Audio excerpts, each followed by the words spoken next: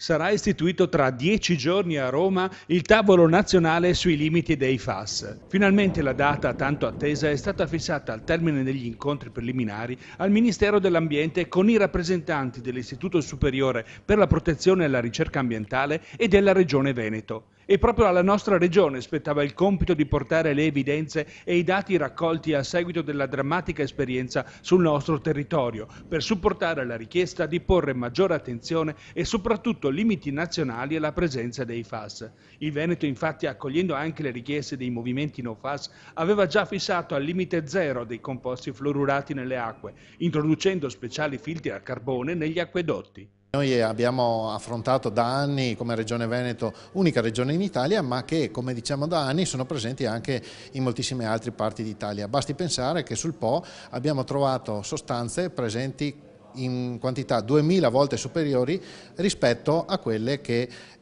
escono dalla famosa zona della Miteni nel Vicentino, e quindi vuol dire che quelle sostanze vengono sversate da qualche soggetto in qualche altra regione d'Italia. Il problema è nazionale, lo diciamo da sempre, finalmente il Ministero ha deciso che verrà attivato il tavolo per definire limiti a livello nazionale come chiediamo da anni.